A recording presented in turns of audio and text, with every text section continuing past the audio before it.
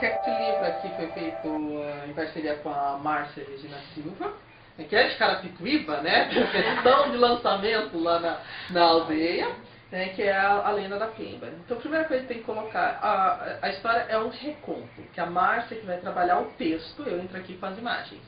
Né? Então o que é um reconto? Reconto é uma história de cunho popular e que é a qual é dada a forma, vamos dizer assim. Então se eu pegar, a gente já falou a lenda do Negrinho do Pastoreio, né? É uma história de cunho popular que está aí, não tem autor definido, está rodando na cultura. A partir do momento em que eu dou uma estrutura para ela, faço um texto sobre isso, estou fazendo um reconto, estou recontando aquela história. É uma história de origem popular. A Pemba é um objeto sagrado para os cultos afro-brasileiros. Aquele giz com o qual a gente vai fazer os desenhos, a gente vai fazer uma ligação dentro dessas religiões do céu com a terra. E a história da Pemba é recontada aqui no livro e eu faço toda a ilustração. Né? Então, o trabalho de ilustração num livro infantil, ou infanto-juvenil, a gente sabe que imagem e texto tem que andar juntos.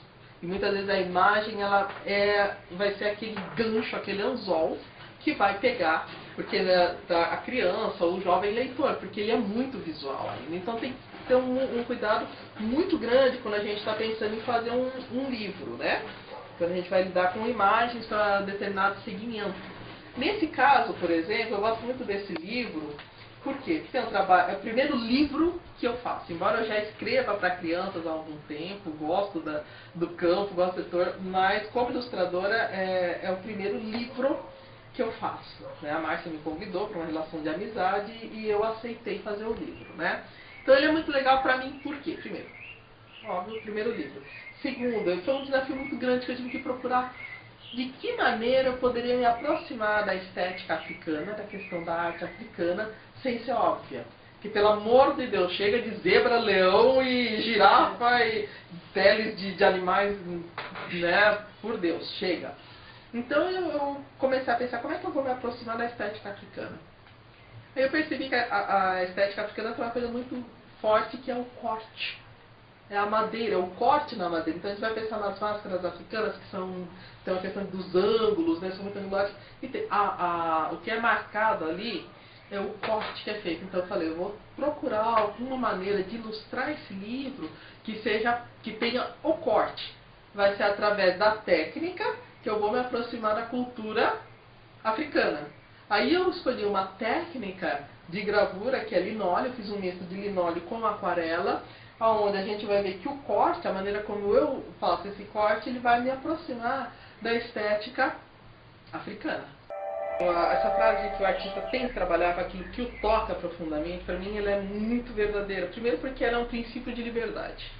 Ela é um princípio de liberdade porque eu não gosto de direcionamentos artísticos. Eu tenho pavor de guetos, escolas. Então, por exemplo, o que me toca enquanto artista não é necessariamente que vai tocar A, B ou C enquanto artista. Cada um tem a liberdade de escolher o seu próprio caminho. Tá? O que me leva, o que me move no meu trabalho são as questões de injustiça.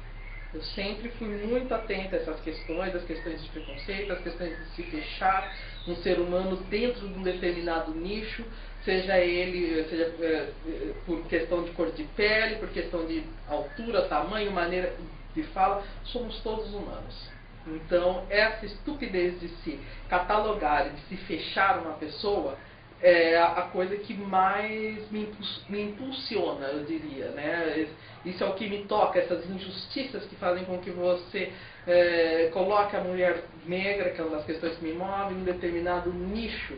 Então, quando eu ligava a televisão, eu só via a mulher negra ali como uma empregada doméstica, né? Como uma empregada, não que não tenha dignidade em ser empregada doméstica, todo trabalho é digno, mas quando você fecha o foco, a negra só serve para isso, ou é escrava, ou é a mulata boa de cama e não consegue ir além, isso me irrita profundamente. Então, essas injustiças sociais provenientes do preconceito, da pobreza, de um país tão desigual, como é o caso do Brasil, essa educação totalmente falha, que já coloca, já fecha locais para essas pessoas, né, a questão da escola como ela está, e as pessoas não conseguem avançar e quebrar o local que foi delimitado, né. Então, tudo isso é o que me toca. Sem dúvida nenhuma, é isso que vai me tocar. Em relação à inquietação, o que o outro vê na minha obra? Eu, como artista, não tenho que dar a resposta, eu tenho que levantar questões. A arte, para mim, o papel dela é levantar questões. Então, eu sempre me coloco como uma pessoa que vai, assim, semear, vamos dizer, semear minhocas nas cabeças das pessoas no sentido, é para semear mesmo, é para sair de lá de uma exposição cheia de ideias, mas por quê? Mas por quê? Mas será que está correto? Será que não está correto? Onde é que eu me encaixo nisso? Então, a minha ideia de artista é essa, aquela que joga para o mundo. A resposta, eu não sei. Cada um, conforme o seu condicionamento cultural, conforme o seu histórico de vida, vai me vir com uma resposta. Mas se eu conseguir levantar as questões, eu já me dou por satisfeito. Junto com a ideia que eu tô querendo ilustrar, o que eu tô querendo trabalhar. Então, nesse caso, foi o Renato Viola, que é o próprio. Então, não tem que estar representação que é o pessoal que olha, essa coisa é uma espécie de gramínea. Tá na cara, né? Sai coletando espécies do campo, né?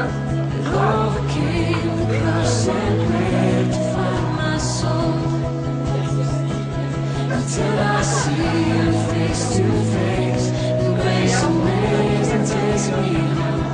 Trust in